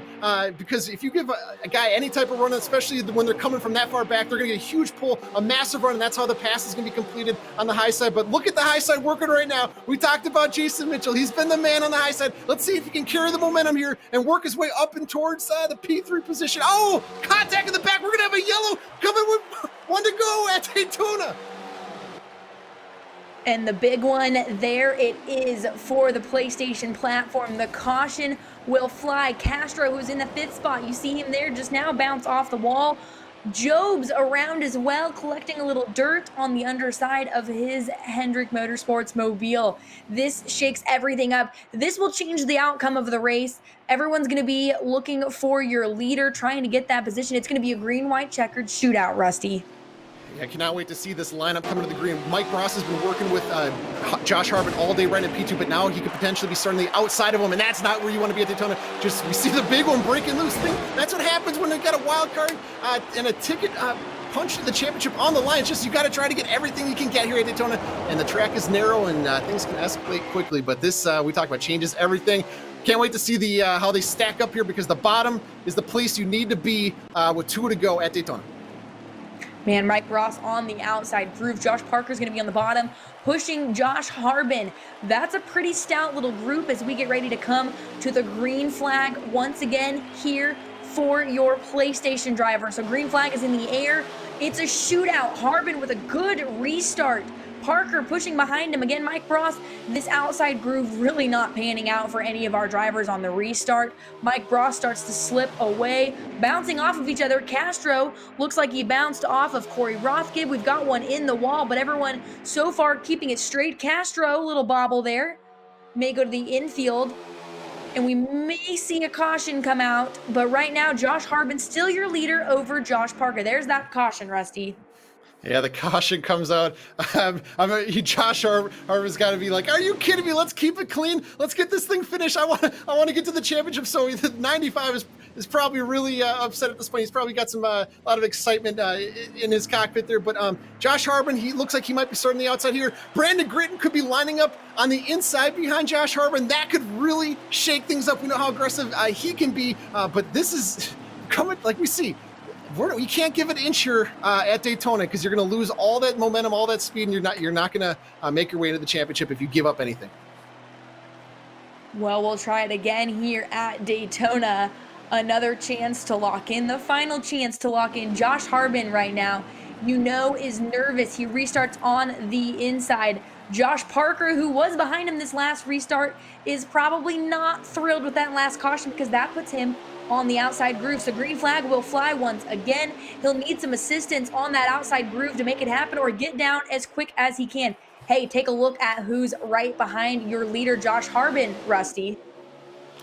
Yeah, we got Brandon Gritton, Mr. Excitement. He's going to put his nose in any position to try to get himself to win. So keep an eye on the 14 to be really aggressive here, come down the backstretch. But, they get a little bit bobbly. He might have hit the apron a little bit, but the 14's got to keep that car straight. As you see what happens when they don't get straight, they start beating and banging off each other. So we're going to have a really crazy run to the finish here because when the bottom line isn't working together, the high line starts working together, and they're getting a big push with Cody Giles and Josh Parker up on top. And this is the first time we've really seen an outside groove come together and work. Jason Mitchell's tried to make it work many times, but hasn't had the luck. Gritton looks to the inside, gets a little bit of assistance from Mike Ross, who's found his way back up to the third spot. Ross again was in that second spot at one point, slipped back after restarting on the outside. Josh Harbin goes high. What is he doing, Rusty? He needs to get to that bottom on the final lap here and protect. Brandon Gritton legged off the gas. He pulled down to the bottom and killed the momentum on the bottom side. That was a huge offensive play by Gritton to stack up the bottom. So he's trying to get a massive run here down the backstretch. That was his only play in P2 to try to get around Harbin. But you see what happens when Harbin doesn't have the momentum. We're going too wide for the final time at Daytona. And you're coming to the checkered flag. It's the final lap. Right now, Josh Harbin with the position. Cody Giles behind him. They're blocking. They're playing protect mode. Coming to the checkered flag. You'll have to watch. They beat and bang off of each other. Gritton in the second spot. 3 and 4 wide. Checkered flag flies. You can see it. The excitement. Josh Harbin into the playoffs. His family there with him. The driver out of Tuscaloosa, Alabama, will race for a championship once again here in the eNASCAR Heat Pro League. Rusty, I have chills right now from that final lap. Oh my goodness, unbelievable racing from these drivers here today. They were trying to make the high side work. They at the end of the day, Josh Harbin put on just a clinic and a show. Like he did everything you needed to do. I've raced with this guy and these pro league drivers. They know how to position their car on the high side of 1 and 2 because they know if they're getting run on the bottom, they're going to pass you down the backstretch. But he perfectly timed it, even with Gritton legging back. Josh Harbin, unbelievable strategy right there. Just impressive finish by Josh Harbin right there. That's as good as it gets. And just congratulations from the driver of the 95. And that's one of those things where he is a veteran of this series for a reason. I mean, he knew and he called watching Gritton do what he was going to do. He made that call. I'm sitting here nervous watching him go to the high groove, which we've talked about all day long. The high groove is not working. And I'm watching Josh Harbin potentially, what I thought, throw this race away. But hey, Rusty, you called it. He knew what he was doing. He timed Brandon Gritton. He knew what Gritton was going to do. And it panned out for that driver of Levine Family Gaming. I'm excited to talk to him. We saw his family there with him. He's been one of my favorite personalities of the season. And you know that the emotions are there for that driver. Yeah, he's going to be really, really fired up about this. He's been one of the fastest drivers season 1 and season 2, and all he needed was a shot at the championship. And oh my goodness, any other driver could not have pulled that move up top. Unbelievable, especially with Brandon Gritton. That's the one guy you don't want on the inside, and the amount of trust and the amount of experience you have to make that work is just insane. So Josh Harbin, absolute perfect drive here today. Well, we know that Josh Harbin won the race, but to be quite honest with you, I'm not sure where the rest of the field finished after that shook off. So let's take a look at your results for your PlayStation drivers. Your driver, Josh Harbin, will go to race a championship for eNASCAR Heat Pro League and Levine Family Gaming. Brandon Gritton comes home in the second spot. Cody Giles in third. Josh Parker rounds out your fourth position. Mike Ross was up front for most of the race. Unfortunately, comes home in that fifth spot. Not the position to be locked in. Corey Rothgib and Kyle Arnold, your top 7, Rusty. A little bit of heartbreak there for Kyle Arnold. Not the season he wanted. He did pick up some wins, but he wanted probably championship or bust. We're looking at the second page results here. Jason Mitchell was really trying hard to make that outside work with Nick Jobs. Joey Stone, I feel for the guy. He really thought he had a piece to win today, but just really couldn't get the track position. Joe Gornick, Brendan Hanna, McGowan, they were also trying to make the high side work, but just the way these things kind of unfold at Daytona, it's just part of plate racing. And you'd mentioned it. We're going to take a look at this team standings as well for the eNASCAR Heat Pro League season. Again, these team standings not so much for any real win, but just more or less bragging rights. Germain Gaming, though, has had an outstanding season with Daniel Buttafuoco and Kyle Arnold, both collectively picking up wins on each of their platforms. Justin Brooks, though, carried the JTG Daughtery Throttles in that second spot with TJ McGowan and, again, Brooks on that team. Wood Brothers Gaming with a couple wins as well for them in that third spot. Stuart Haas Esports both collecting wins. Ganassi Gaming with Josh Parker had a couple wins as well throughout the season. And in comes Penske Esports and Gibbs Gaming, Rusty. Even though these team standings don't matter, all these top 8 teams, I believe, have punched their own ticket into the championship. So 8 different teams are represented in the championship event coming up here Wednesday, August 19th. This is going to be insane. So it shows you how competitive the whole field is from every single team during the season. And I know a lot of these teams looking at these unofficial team point standings, and they're already planning for 2021, Rusty. They're looking at this, trying to figure out, what moves they'll make next season and fine-tuning their driver program. A lot of these guys, unfortunately, just part of some bad luck runs for them. So looking forward to the championship finale, though, in a couple weeks where we crown a champion. But before we do that, let's talk to that driver who is locked in to the championship finale, Josh Harbin with Levine Family Gaming, in a wild finish tonight at Daytona International Speedway. Hey, the emotion, I love to see it. Before we get into the questions, hey, congratulations, dude. You're going racing for a championship. Hey, that's what we do, baby. The Bear's back. You crossed the checkered line. We saw the emotion. You've got your family there with you. Talk about those emotions in crossing the line and being able to have your family here with you to celebrate this moment. Man, I tell you what, it's been a tough tough season. It's been a real tough season. We just hadn't had what we wanted there in segment 3, and we got one took away from us in segment 2, and we was in the same spot last year coming to Homestead, and one shot, one race to get in. But I take care of business. We took care of it today. Yes, speaking of taking care of business, we got to talk about the last lap move, the way you played offense, a little bit of defense on the high side there. Talk me through just what was going through your mind there, trying to manage that gap from Gritton on the bottom, just all the experience that takes to execute that move, and just the trust that it's going to play off perfectly for you. So just talk to me about that last lap battle for the lead and just managing the lead all day in general. Well, I tell you, once we got to the front there, the 44 kind of stuck with us there, and I guess he thought that was his best car to play at the time, and it just kept us up front. And we just kind of dug on the bottom there, and then we got on that green white checkered, and I seen my old rival in the 14 behind me, and I was like, yeah, he's going to try to beat me for sure. So I knew when we took the white, he was going to try to back off and get a run. So I run the top side 3, 1, and 2, and I seen there was an outside line. So I tried to make them both double file coming down the back. So when they came down and got to me, I was going to slide down in front of the bottom lane. And, we got right there side by side with the 16. I hate to beat a good buddy of mine named Fluffy, but I had to beat him for $4,000, baby. Woo! And you said that they're $4,000 richer and now going for a championship. And you had Rusty and I on the edge of the seats in that last lap going high there. I was nervous for you, but you've got a long-standing relationship here with your Levine Family Gaming. Raced for them last season. You're back with them this season. What does it mean to you to represent this team here now going and racing for a championship? I tell you, anytime I could do anything special for Bob and Cheryl Levine, that's what it's all about. Michael and JD and all them guys, man, and Tom Dano, they make the wheels turn for this organization. And big shout out to Jeff Burner and ITC St. Pete, baby, for sponsoring us this year. We couldn't have done it without y'all, man. We got you a victory, and we're going right for a championship, baby. Let's go! Awesome. Well, we're excited for you as well. Josh, congratulations once again. We're looking forward to watching you race in a couple weeks in our championship finale. All right, thanks. We'll see y'all. You love to see it, Rusty, the excitement that these drivers have, knowing that it's all on the line in just a couple weeks for them and racing for the 2020 championship here in the NASCAR Heat Pro League.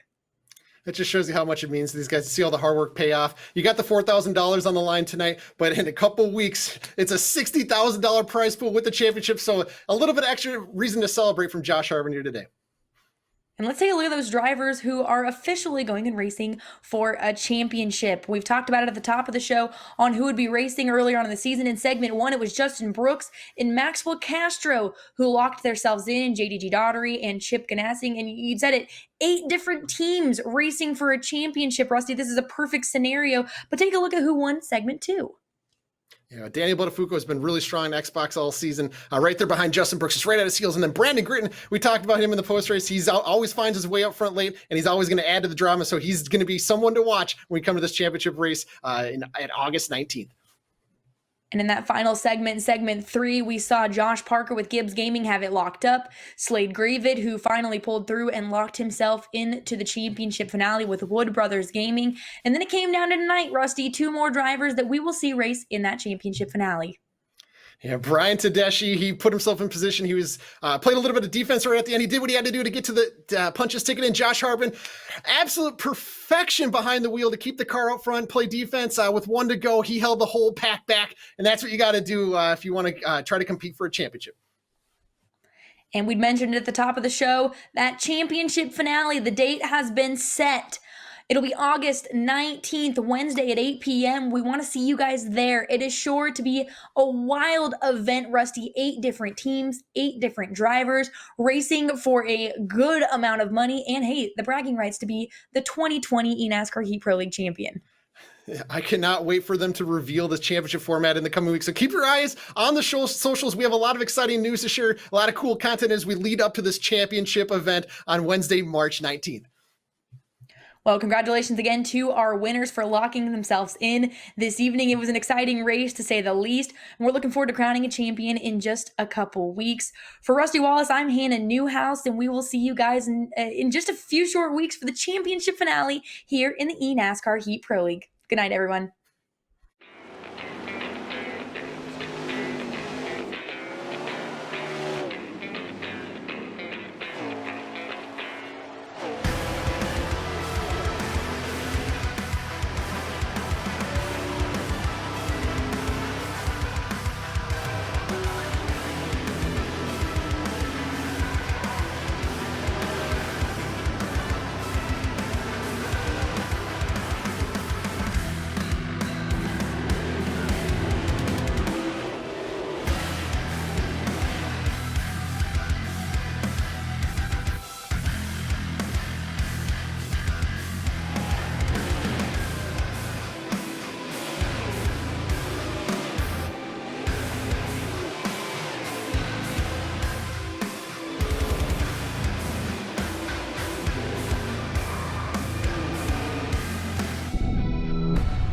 NASCAR Heat 5. Refuse to lose.